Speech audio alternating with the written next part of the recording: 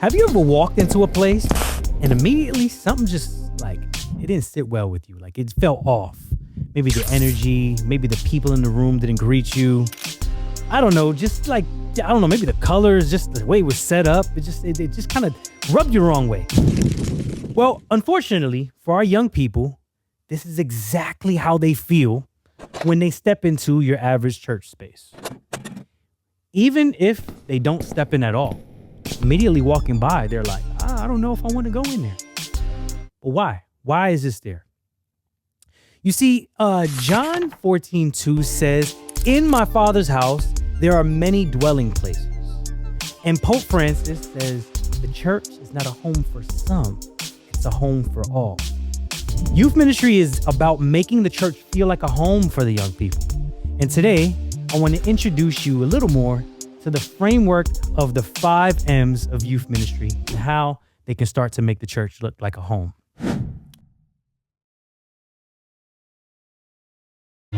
This is what Catholic youth ministry looks like. Exploring the 5 M's of ministry. With Brandon Morel, also known as a symbol. Now my name is Brandon Morel, and I did not grow up in church. I remember being 16. Now, hold up, let me back up. Even before I was 16, I was the kid in middle school. I did, or even back in elementary school, I did my first communion, right? In middle school, I got my confirmation, right? But I did not know what that looked like in my daily life. You see, kind of coming from my Latino background, there was this culture and connection. Like, yeah, you got to do these things. We got to take the nice pictures and all of that.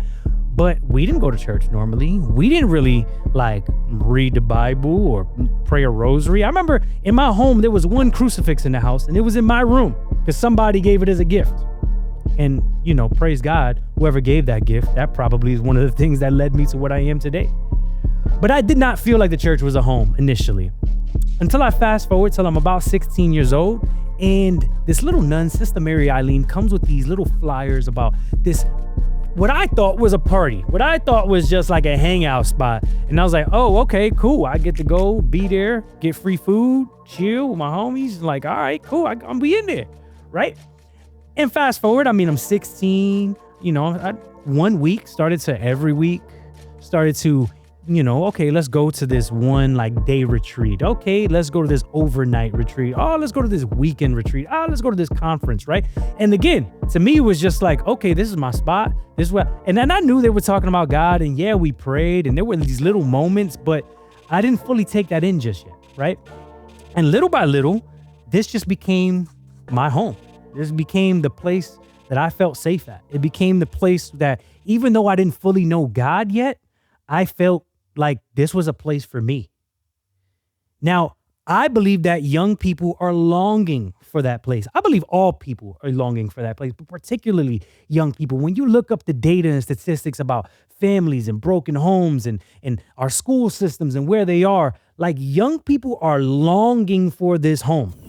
You see, the Catechism in 759 says the church was part of God's plan from the beginning, a family meant to unite people with him.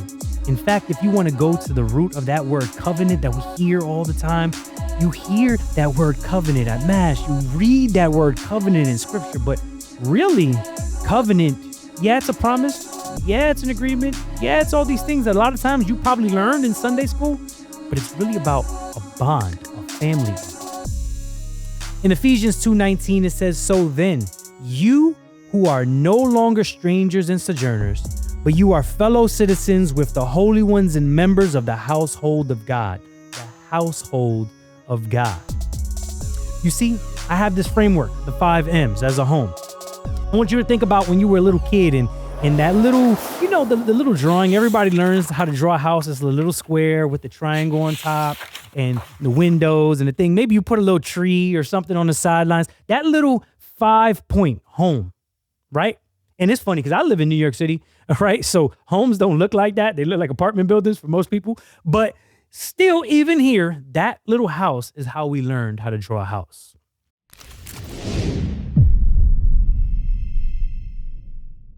I want to pause for a brief moment to let you know that this series was brought to you and it was produced by Kari Films. Kari Films is a Catholic media production company whose mission is to capture the beauty of the Catholic faith. They do this through capturing live events. They do this through podcasts, testimonials, music videos, and more.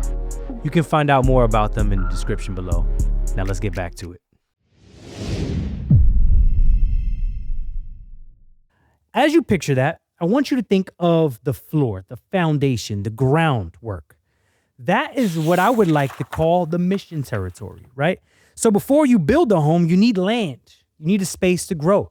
In fact, I know people that have gotten into real estate and all of that, and before they can even start building something, what do they need? They need to purchase the land. And that is what our mission territory is. That's where the culture is. That's where the community is. That's what we need to look at from there. The mission territory is about going to where the young people already are. The schools, the social places, the community centers. You see, for me, working with youth outside of traditional church spaces, like I've done stuff in after-school programs and nonprofit organizations, and I've been able to travel and connect with young people, and I've seen how, like, when you meet them in their world, I mean, I've had teens that I go to, like, their sports game, or I've been invited to graduations. I mean, I've been invited to birthday parties by families, right? And by connecting with them in that space, it creates a different bond.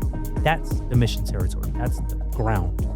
Now, the doorway is the members, right? So when you open, how do you open a door? How does that go, right? Those are the people that greet you. Those are the people that are serving you. Those are the people that are interacting. They're doing the paperwork, whatever. The members, the volunteers, the staff, the pastor. That's who the members are, right? Every home has people inside who make it welcoming. And I want to make sure I say home, not just a house, but a home has people who are welcoming. Now, I remember this young person who is now a young adult, and man, I have been amazed at how much she has grown. She was a teen that when I first got to the parish was dealing with a lot, but she was the one that stood connected, and we just kind of kept building. We kept connecting. We were doing skits. I invited her to share her poetry that she was, writing in the notes on her phone. Hey, why don't we record it and make like lyric videos to it? Okay, and then she got confident, like, let me present it in front of people, right? And now that girl is becoming a youth minister because the membership and the relationship that we had has grown throughout those years. Now, I want you to think about the living room, right? The living room, that's the first place usually people are invited when they come into a home. That's the meeting space. The place where the couch is, the TV, that's where you offer somebody a snack, something to drink, whatever. The living room, that is the meeting space. Every home needs a living room. It's a space where people feel comfortable. The way youth see a space set up, it matters. So there are all these studies about our public school systems and the way the walls are set up and how that kind of conditions them in a certain way. But opposed to when they step into a place that maybe has couches and bean bags and a video game system or different colors and LED lights, that can make the space a lot more welcoming. Now, the music, I want you to think about that like the soundtrack, right? When you got invited to a party, when you got invited to a football game, or even when you go to the library, there's a sound that you associate with those spaces. In fact, there's like people who work on movies and soundscapes, and they're trying to capture what will represent this story or this moment when they step into these places. And the music does that. Every home has a soundtrack, right? Different cultures may listen to different music, and that has a soundtrack. Music has the power to make or break experience with young people, with all people, but especially young people. It kind of communicates to them already the rhythms and the melodies in many ways. Now, I first connected with faith through music. If you follow my journey, like before I was doing youth ministry full time, I realized I had this gift and I wanted to share it through music because it's what I knew as a kid. St. Augustine says, he who sings praise twice. And the catechism even goes as far as putting it in there at 1156. And man, I mean, when we sing, when we move, when we dance, when we're engaged with the music, there's something heartfelt that kind of moves with it at the same time. Now, the message, think about that like the conversations in that home. A home isn't just about being inside. It's about what is shared there. Think about when your best friend invites you over. There's something y'all share there. There's experiences that y'all share together. There's conversations that y'all share. The way that we teach, the way that we preach, and the way that we share faith is the key to how young people will respond. Now, I remember the first time I first heard a message that spoke to me, and I was like, ooh, that's good. And it does this little light bulb in you. And I won't go into the details of it, but I think all of us, especially if you're watching this video, you're engaged in ministry. There was a moment, there was a homily, there was a movie, there was something that all of a sudden, like there was something clicked and you like felt something and you moved with it. That is the message, the conversations in the home. Now, the impact of making the church in the home, you can see this in certain ministries where it's growing. Those people are connected. The messages are resonating with the people. The music is moving them. They're engaged. And then you can go other places and you can go, okay, wait a minute. You can tell this is not connecting with the people. When we build youth ministry on the 5 M's, we're building more than just programs. We're building a home for our young people in the church. A place where they feel welcome, where they feel seen, heard, and connected to Christ. Now, I encourage y'all, if y'all want to keep going on this journey and find out how we can continue to make this a home, I want you to subscribe to this channel. I want you to like, I want you to comment how you think this framework could work a little bit more. And you can learn more about the 5 M's, go to my website, bethesymbol.com. As I develop this book, as I develop these strategies, these workshops, and I have these conversations with people about how we can be more effective in making our church a home for the next generation. My name is Brandon Morrell, The Symbol. Thank you for watching. See you on the next one. God bless. Peace.